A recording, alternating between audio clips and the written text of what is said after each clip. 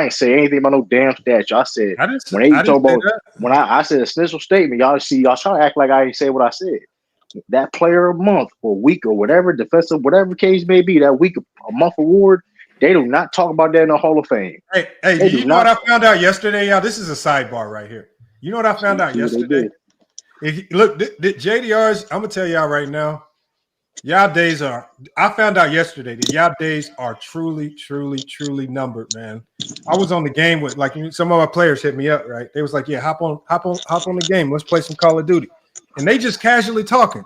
You know, they on hot mics. I'm hearing them on the mic, and one of them, he's on the phone with his buddy saying, "Yeah, we going out tonight." to celebrate LeBron James's birthday. I said, no comment. JDR is in trouble.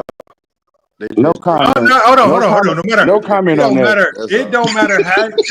Check this out. No comment.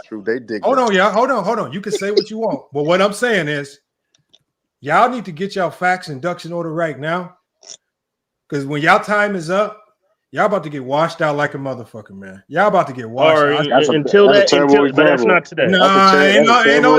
Let me prove something. And the Let me problem prove is something. Resume. the way y'all argue for Jordan now, it's gonna be very easy for them to come cook and barbecue y'all when Man, you it's got time niggas to- literally getting No, on it their just sounds like your knees. players, like I Bro, say, they kind of resume destined for in this GOAT LeBron, debate going out didn't and come celebrating until another LeBron man's James. birthday. It's no different That's than standing destined in a outside. motherfucker. It's no different than standing outside in the cold for That's 12 hours destined in a for a pair of motherfucker. sneakers.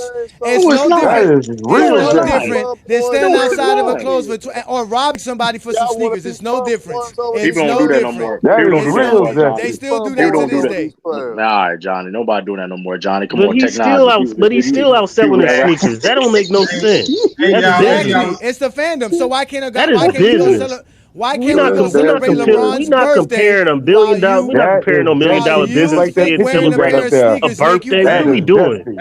Hey, at the end of the day, it don't matter what y'all want to call it. I just want to tell Hey, y'all are on a ticking time bomb right now. And like I say, like I said, We y'all even about to be better done fans with than in a y'all. second, man. bro, We even Y'all about better to we be fans than said some of y'all. we y'all. said There's gonna be a Michael lot of Jordan y'all is getting the fired GOAT. from y'all jobs. It's gonna be a lot of stuff going on when y'all time is My up. All right. God. It's over for Yes. Jesse We said Jeffers. Michael Jordan's the GOAT after 93, built a statue, and said the No. best there is, best there was, the best there ever will be. Not based on a resume. Not based on his resume.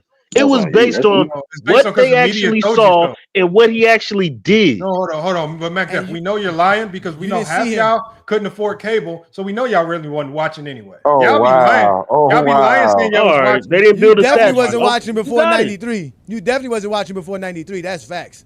That's My whole facts.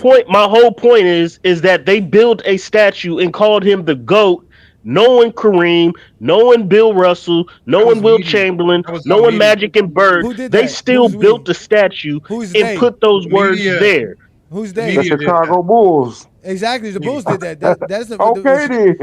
My Chicago my Bulls. whole my Wait. whole So the point Chicago Bulls. my whole Chicago point Bulls is is who we that should they be listening to. that the public first of all the Chicago Bulls and NBA David Stern they put don't say the media pushed Michael Jordan as the GOAT and then all of a sudden say we didn't they put that there. No, we believe that he was the GOAT. The media pushed it, the NBA, but we didn't call him the GOAT based The on NBA didn't resume do that. because the GOAT was never based on just your resume. You have to have a resume, of course, but it So wasn't why do based on y'all? just that. So if It that's Jordan was didn't true, based have the on what resume in Jordan 93. actually. so Jordan why do didn't have the you? resume in 93. So he can't be the GOAT in Yes, 93. He he didn't have it then. did. He didn't have the resume, Mac. He did not Again, have the again, resume. a Johnny. If I said we're calling you the GOAT, not based on your resume, why would you say Jordan didn't have the? Why would You you just bring up said you have resume? to have the resume to be in the conversation. He's not in the conversation to Okay, even be put in there. He's not in the so time. conversation. So oh, He's not in okay. the So based on conversation. okay. So again, we're gonna talk about resume.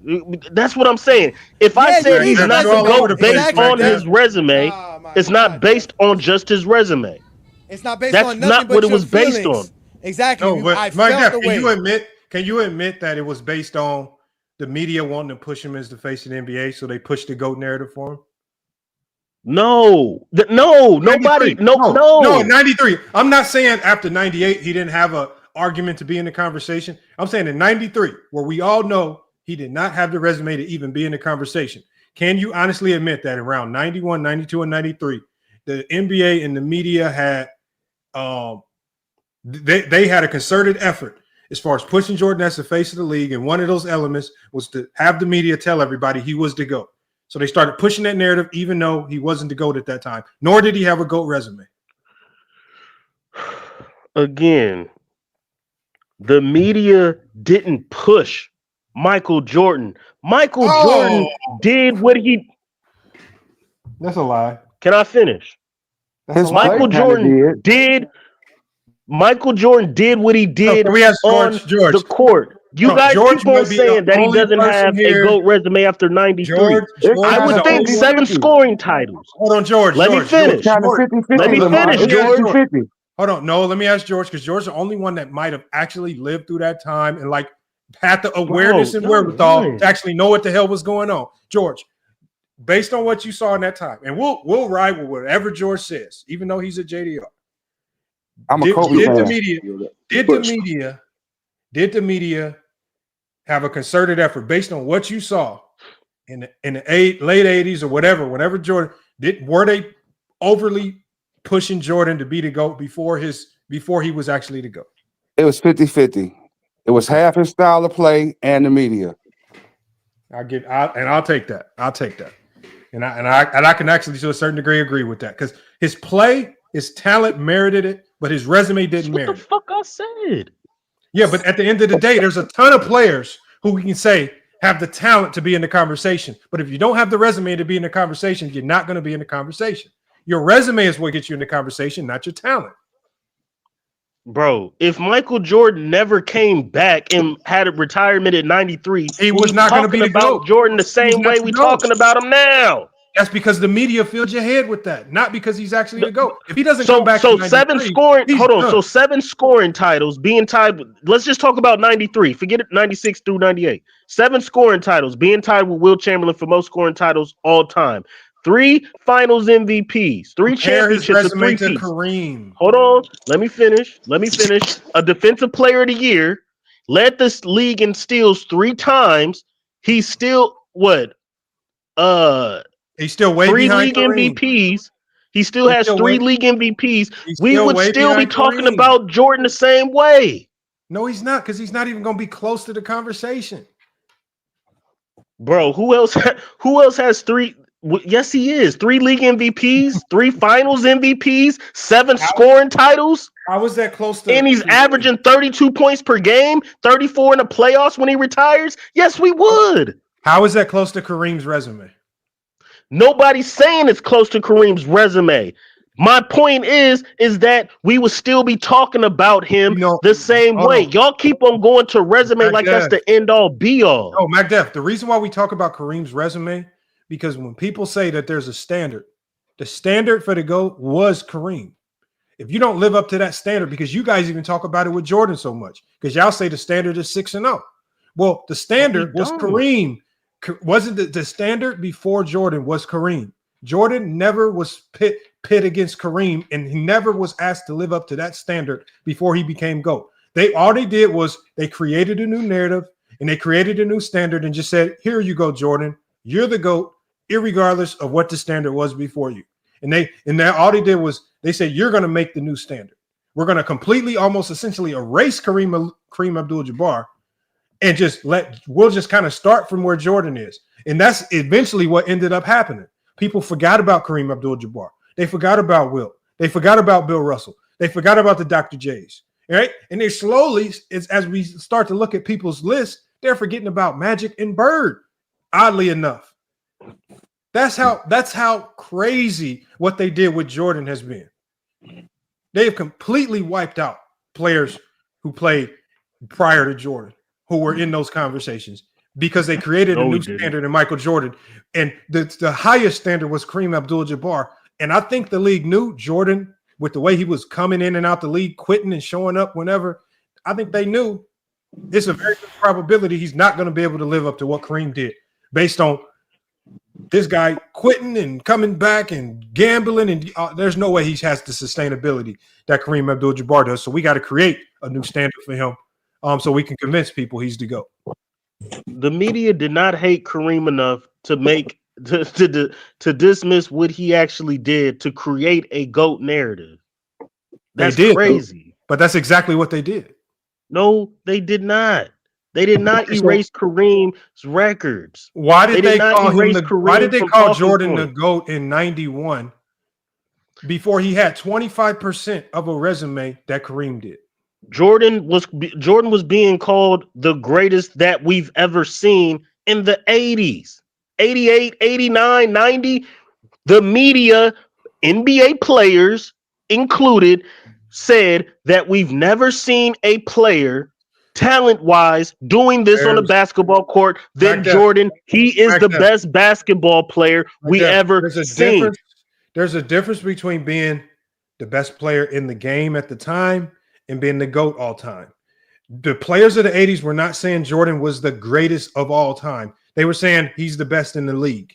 Big difference. So when They Bird and did Magic say and that. those guys, when Bird and Magic and those guys were getting towards the end of their career, and they said Jordan was the best in the league, they just said he was the best in the league. But you're sitting here Bro, telling me that you Bird and Magic and those guys were saying Magic, who played with Kareem, you're sitting here telling me that those guys were saying Jordan is the GOAT in the 80s. When the GOAT conversation didn't exist until the 90s. the GOAT conversation didn't exist until motherfucking LeBron. There was no GOAT debate. We talked No, about it how wasn't. great players was. The media and NBA players, Magic, Isaiah, and Bird, and everybody said we've never seen a basketball player. He's the best basketball player. Back there. As far I as the have people greatest, on this show telling me that when Kobe played, there was a GOAT conversation when Kobe played with Kobe and It Jordan. was between him we and Mike. compared Kobe to That was a Jordan. lie too. So hold That on. was a lie too. So That's why are you not a sitting there? lie.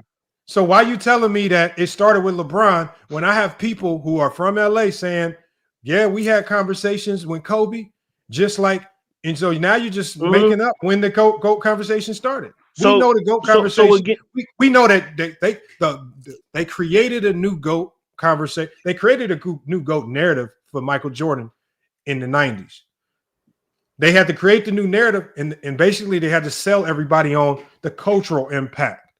The marketability, the Nikes, the shoes, the talent. They sold you on everything but the resume, and they hid and shielded you from showing you Kareem's resume to propagate Jordan as a marketable player, talent. We've never seen this before. The black cat, everybody's scared of him. They sold him as something other than his resume. Okay, and then they promoted the passing of the torch. I don't remember all that. I'm not. Oh, that's what I know. I know. I know you No, I'm know. just saying. I No, know I'm just you saying. I know. don't remember. What you want me to do? You ever act like I remember Lamont, that? I'm like, I in don't remember that. barbershops, in schools, at jobs, did we talk about who the greatest players was? Yes. But Yes. as far as a media tyrant, the way it talks about the GOAT debate day in and day out, no. We did not grow No, up. no, no, I no, did no. not Hold on. grow up watching Mac Def, ESPN Mac talking Def, about a GOAT debate. Mac Def. They weren't debating anything. They were telling you who the GOAT was, and they were honing it into your heads. Jordan's the GOAT. Jordan's the GOAT. They basically imprinted. They didn't even make it to debate. They didn't even allow Kareem to come into the conversation. And anybody that wanted to bring him into the conversation, they made sure that person wasn't on mainstream media. But mainstream media sold you on Jordan, Jordan, Jordan, Jordan, Jordan, Jordan, and they made it seem like no one else was in the conversation but Jordan. So when you talk about GOAT debate, yes, there was never a debate because the media sold you on the best player is Jordan. We've never seen nothing like this. He's a God. He's Jesus. He's a backclap. All these, though the media told you who the GOAT was, you guys ran with it. And y'all completely forgot that Kareem Abdul-Jabbar ever existed. we didn't. And now when you have to No, we reflect back didn't. on it, and now that you have to reflect back on it, you're not willing to say, damn, we made a mistake in falling for the media trick. You're just going to double down on it and be like, yeah, it's scoring titles, this X, Y, and Z. Y'all forget that they made him the GOAT in 91 before he even had all the scoring titles, before he had the championships, before he had all these accolades that he only got in 1998 when his career I ended. agree. It wasn't the resume that So the put Jordan media as the told you. GOAT. Media No, it's what again. We've never seen a more talented, better basketball player than Michael Jordan from 88 to 90. We said he's the greatest. We've never seen a player like this. He's better than Magic. He's better than Bird, Kareem, Wilt, Bill Russell. Based on what our eyes saw of him on the basketball court. Then the man had the nerve to have the resume as far as accolades and numbers and scoring to go with it. Hey, look, I'm reading from here. It is right here. This is Basketball Encyclopedia, and this was written by Dr. Edwin Bruns. Speaking on Google. No, I'm just giving you the research from somebody that's actually studied it. He says right here, the media's portrayal of Michael Jordan as the greatest of all time, GOAT, gained significant momentum following his first NBA championship in 1991. The victory was pivotal in shifting public perception as Jordan demonstrated his ability to lead the Bulls to the pinnacle of success. Prior to this achievement, there were doubts about his capacity to elevate his team to championship status despite individual accolades. It says in the years following the initial championship, Jordan continued excellence and accumulation of titles, further solidified the media marketed GOAT status in the eyes of fans. His 6th NBA championship, 5 MVPs, 6 finals MVPs are free. That's his resume. Listen to what I'm saying. Are frequently cited as evidence of his unparalleled impact on the game and GOAT status. So, even according to his research, you guys hand-selected bits and pieces of his resume to push to the masses as to why he was the GOAT. He was labeled the GOAT before he even accumulated an entire resume. Before he had any of it. And so y'all gave it to him. It was all media contrived. Okay. The media sold you on it with the shoes, with the slogans, with the video games. They sold you on all that. Y'all fell into the trap. And he still, even after all of that, he still did not have the resume that Kareem Abdul-Jabbar had. Okay. Let's ask ChatGPT who was most media driven, Oh my God, LeBron no, or Jordan. Hold on, let me ask you. Hold on. You're proving my point, bro. We George, called what's the Jordan the GOAT, if you want to say that. We No, called you him didn't. the You didn't best. call it. The media called him that. You didn't call him nothing. Yes, we did. The media called you to go. You wasn't calling him to go to 91. You don't even remember what you was doing in 91. Lamont, we all said Jordan was the No, GOAT. nobody. Bro, you hold on. What you don't remember nothing from 1991, but you somehow remember everybody saying Jordan was the GOAT in 1991. Lamont. When the Dream Team played in 92 at the Portland Arena, I was there. So can I finish my sentence? Bro, just because you were there, what did you eat? What did you eat from the concession stand? All right, fam. What you get from the concession stand? Did your mom get you a hot dog or a hamburger? You got it, fam. You got it, fam. You ain't got to put mamas and daddies in this, fam. It's not that serious. It's not that serious. Look, I was there. So to tell me that I don't remember stuff, I just proved that you were lying. I didn't say the you man weren't said there. in 91, after Jordan won his title, it put it in public perception that he was the greatest after he won his title. The reason for that is because the media said Jordan can't be. Hey, hold on, George. To answer your question, I got it for you right here. Do you want to hear it? Yeah, let me hear it. Okay, let's hear it. So is that from ChatGPT? Yes. Okay. You want to put it on the screen so you can see it? Nah, you can read it.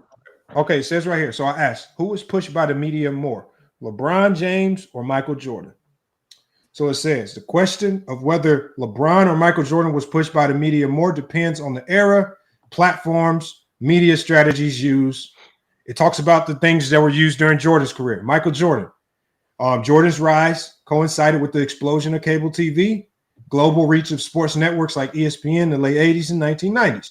It says the commissioner, David Stern, actively marketed Jordan as the face of the league to grow its popularity worldwide. This included iconic campaigns like Be Like Mike by Gatorade and Nike's Air Jordan branding. Jordan's 6 championships, finals performances, and clean public perception made him the ideal candidate. The limited competition for attention during this time, fewer cable channels, no internet, allowed the media to dominate the narrative around Jordan's greatness. It says Jordan became a global phenomenon through partnerships with Nike, McDonald's, and Hanes. His success was used to sell the NBA as a brand internationally, cementing his GOAT status in popular culture. He talks about LeBron. This is LeBron starting in 2003 during the rise of internet media, social platforms, news cycles. Coverage was exponentially amplified by ESPN, Bleacher Report, and social media channels. LeBron was hailed as the chosen one on Sports Illustrated at 17 before he played an NBA game. The early hype established him as a generational talent. His early move from high school games being nationally televised to the decision to join the Miami Heat in 2010 became media spectacles.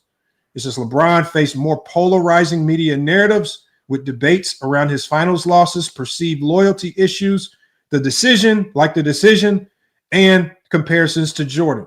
While he is highly marketed by Nike and the NBA, his career has been under a constant social media microscope, unlike Michael Jordan's.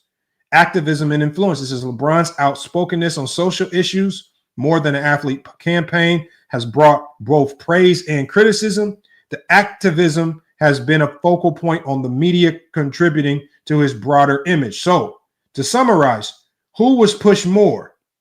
Conclusion: the media pushed both players heavily, but Jordan's narrative was more controlled and universally positive, while LeBron's narrative has been more polarizing and debated due to digital age's constant scrutiny. Therefore, Michael Jordan was pushed more by the media than LeBron James. And what you want me to say? That's what JPT said. I don't feel that way. But the reasoning was there was more of a concerted control in the message about Michael Jordan. It was universally positive, as opposed to LeBron James. Sector media push positive. And then you also have another sector media that pushes complete negative.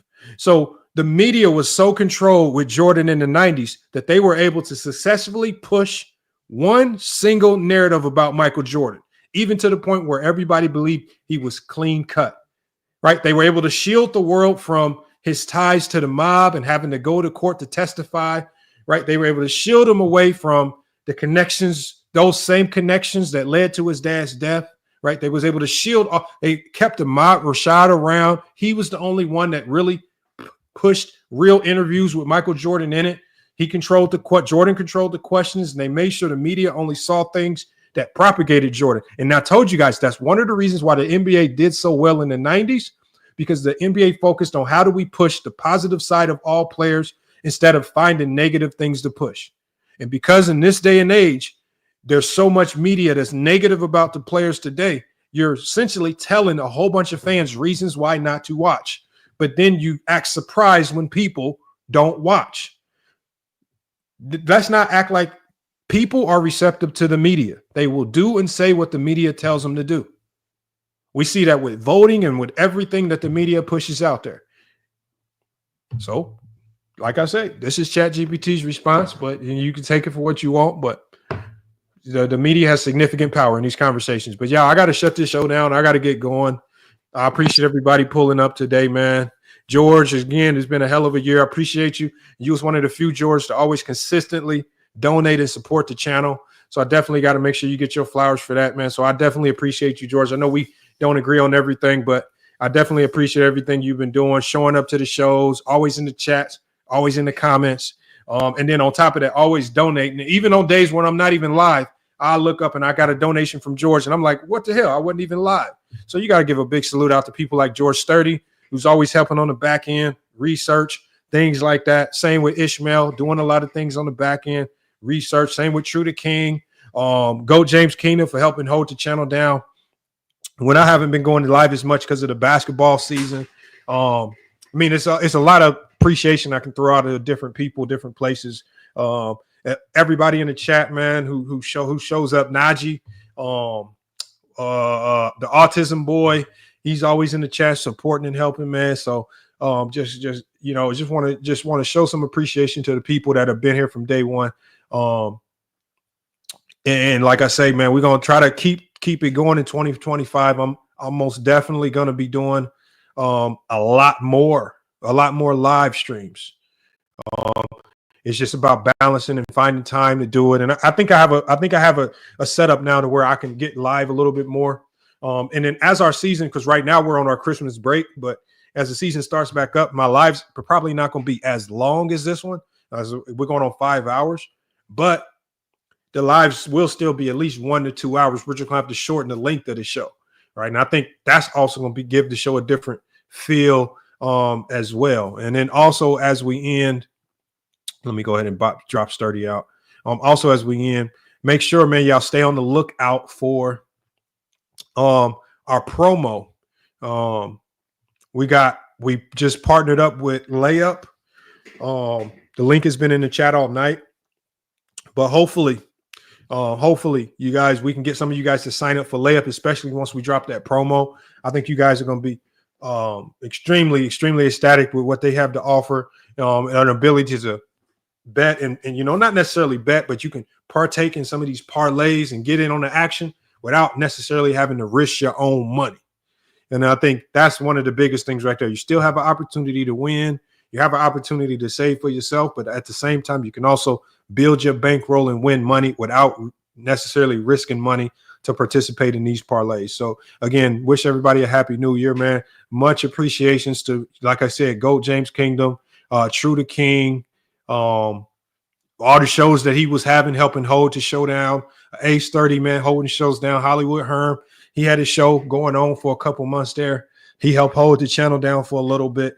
But I think the year 2025, man, I think it's just time for FYF Sports to really start pushing for that 200,000 to 300,000 marker. And we really got to start turning up these live streams and kicking out this content the way we were doing before. I mean, unless I get some type of job at a D1 school or something. If that happens, we might have to go ahead and sell the whole platform and shut it down. I might not be back if I get a big time job. But until then, we're going to keep it rocking on here on FYF Sports. But again, y'all, appreciate everybody. On the way out, man, if anybody has anyone well wishes, I will be live tomorrow as well. So on the way out, if y'all have any well wishes or y'all want me to give a shout out for anything, tomorrow we're also going to be doing a small 1 to 2 minute tribute to LB. And everybody, if you don't know LB was a frequenter on FYF Sports, not necessarily FYF Sports, but on Ticket TV, where a lot of us kind of initially met. And he had an untimely passing a couple weeks ago that we just found out about. And like I said, we didn't always agree with his basketball takes, but he was still part of the community as far as creating content. So I wanted to do a special, we'll let LB go out on a positive note, man, how we remembered him. He gave us a lot of laughs and a lot of crazy basketball takes. So we want to give our salute to LB, man, from the Politic. I forget his whole channel name, but everybody knows who LB is, man. He was always cooking on some. He always on LVZ channel, Ticket TV, even over here on FYF Sports, man. But salute to Ghost 2000, King KO, Najee the Chosen One, everybody that's helping make FYF Sports what it is, man. But we're going to go ahead and wrap it up, man. It's FYF Sports, man. It's been another great episode. We're going to be back with more sports and news. We should be back live. Yeah, we'll be back live tomorrow. We'll be back live tomorrow to cook up on some topics. Hey, y'all, but until then, man, it's FYF Sports. We out.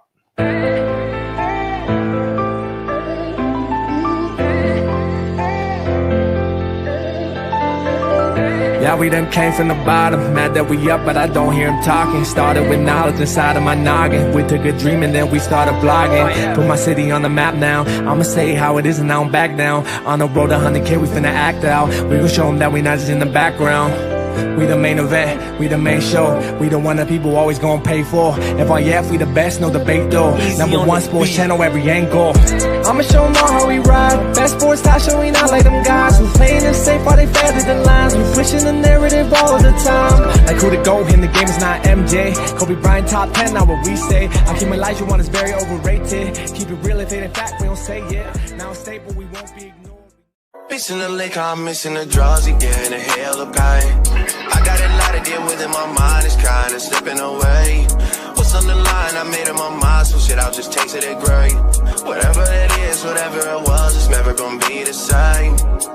How do I explain what's been going on with me? You say that I changed, but you didn't know the old me. I think that I saved you, tell me who gon' save me. I'm way too fucked up in this club, I'm ashamed, baby. You say that I changed, but you ain't really know me. When I'm around my dogs, girl, they just can't control me. Tryna spend my time right, using every second of it. Tryna spend my time right, using every second of it. Before it's too late, girl, before it's too late. Can I speak my mind right, girl, before it's too late? I've been moving back. being backstabbed. Do you have my back, girl? For it's too late. Can I say my piece, girl? You know what you mean to me. You just keep it real with me. I've been moving backwards, rolling up the backwards. Every time I'm backstabbed, missing the liquor, I'm missing the drugs, again, a hell of pain. I got a lot to deal with and my mind is kinda slipping away. What's on the line? I made up my mind, some shit I'll just take to the grave. Whatever it is, whatever it was, it's never gonna be the same. Floating again, I'm running the map. They say the best defense is just to attack. Hopping through too much, it's hard to attach. All that's going on is being hard to relax. Gotta get up, gotta get it again. They ain't get the message, we spinning again. I feel my back, I'm just leaving it in. Get what they want, then they leaving again. I'm ashamed, baby, you say that I changed, but you ain't really know me. When I'm around my dogs, girl, you just can't control me. Trying to spend my time right, using every second of it. Trying to spend my time right, using every second of it. Before it's too late, girl, before it's too late. Can I speak my mind right now before it's too late? I've been moving backwards, rolling up the backwards. Every time I'm backstabbed,